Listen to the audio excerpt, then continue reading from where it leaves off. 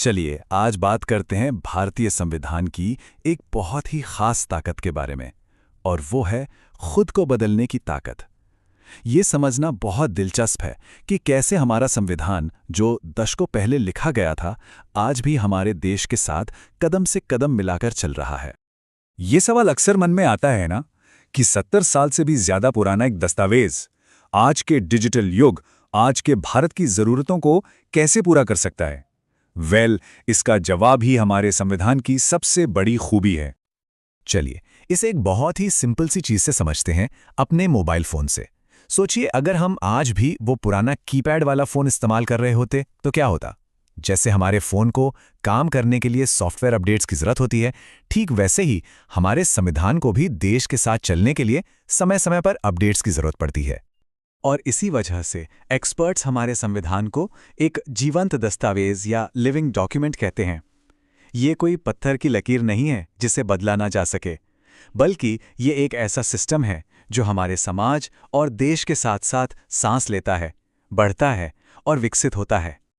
तो ठीक है, ये तो समझ आ गया कि संविधान बदल सकता है, पर सवाल ये है कि कैसे, ये बदलाव होता कैसे है। हमारे संविधान बनाने वालों ने बहुत सोच समझकर इसके लिए 3 अलग-अलग रास्ते बनाए हैं। आइए एक एक करके इन्हें जानते हैं। पहला और सबसे सीधा साधा रास्ता है साधारण बहुमत। ये रोजमर्रा के या रूटीन बदलावों के लिए है, जैसे मान लीजिए कोई नया राज्य बनाना हो या नागरिकता से जुड़े नियमों में थोड़ा बहुत बदलाव करना हो। और एक मजेदार बात, टेक्निकली इसे आर्टिकल 368 के तहत संविधान संशोधन माना भी नहीं जाता। अब आता है दूसरा रास्ता, जो पहले वाले से कहीं ज्यादा गंभीर है, विशेष बहुमत। इसका इस्तेमाल तब होता है जब संविधान के जरूरी हिस्सों में, जैसे कि हमारे मौलिक अधिकारों या डायरेक्टिव प्रिंसिपल्स में, कोई बड़ा बदलाव करना हो। इसके लिए संसद में एक बहुत बड़ी सहमति की जरूरत पड़ती है। और फिर आता है तीसरा और सबसे मुश्किल रास्ता। इसमें संसद के विशेष बहुमत के साथ साथ देश के कम से कम आधे राज्यों की विधानसभाओं की भी हाँ चाहिए होती है। यह रास्ता उन बदलावों के लिए है जो हमारे देश के फेडरल स्ट्रक्चर यानी केंद्र और राज्यों के रिश्ते पर असर डालते हैं। तो ये तो हो गए 3 रास्ते, लेकिन इन रास्तों पर चलने का तरीका क्या है? मतलब असल में प्रोसेस क्या होता है? चलिए उससे भी फटाफट देख लेते हैं। तो देखिए, कोई भी अमेंडमेंट बिल संसद के किसी भी हाउस में, लोकसभा या राज्यसभा में लाया जा सकता है। उसे दोनों हाउसेस से अलग अलग पास होना पड़ता है। यहां कोई जॉइंट सिटिंग का ऑप्शन नहीं है। अगर एक हाउस ने मना कर दिया तो बिल वहीं खत्म। और एक बार दोनों हाउसेस से पास हो गया तो प्रेसिडेंट को उस पर साइन करना ही पड़ता है, वो उसे रोक नहीं सकते। अब तक जो हमने समझा उससे तो यही लगता है कि संसद के हाथ में संविधान बदलने की अनलिमिटेड पावर है। पर क्या यह सच है? क्या हमारी पार्लियामेंट जो चाहे वो बदल सकती है? यहीं पर कहानी में एक बहुत बड़ा ट्विस्ट है। एक पल के लिए सोचकर देखिए, क्या हमारी संसद इस पावर का इस्तेमाल करके संविधान की रूह, उसकी आत्मा को ही बदल सकती है? उन मूल सिद्धांतों को जिन पर हमारा पूरा लोकतंत्र टिका है? और इसका जवाब एक बड़े और साफ अक्षर में है, नहीं, बिल्कुल नहीं। संसद ऐसा नहीं कर सकती। पर क्यों? इसका कारण है सुप्रीम कोर्ट का दिया हुआ एक ऐतिहासिक सिद्धांत, जिसे कहते हैं बेसिक स्ट्रक्चर डॉक्ट्रिन या मूल ढांचे का सिद्धांत।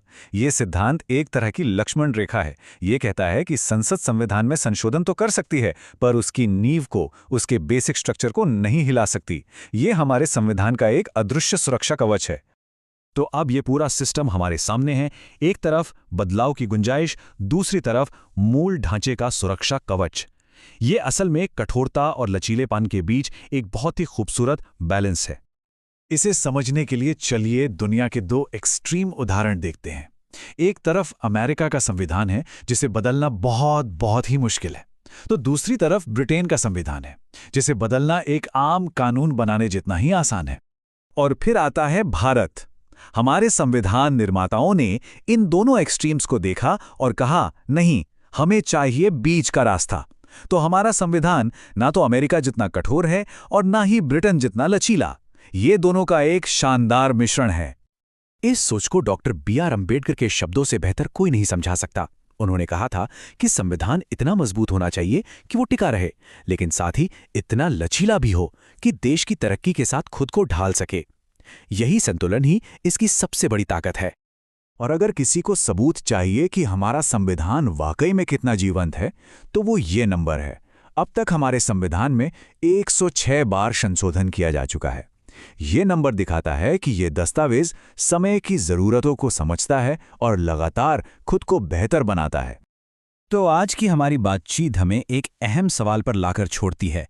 ये जो स्थिरता और लचीलेपन का अनोखा बैलेंस है, ये भविष्य में भारत के लोकतंत्र को और मजबूत बनाने में क्या भूमिका निभाएगा, इस पर सोचना वाकई जरूरी है। डेली फ्री मॉक टेस्ट देने के लिए आप हमारे व्हाट्सएप चैनल से जुड़ सकते हैं, जिसका लिंक वीडियो की डिस्क्रिप्शन में दिए गए हैं।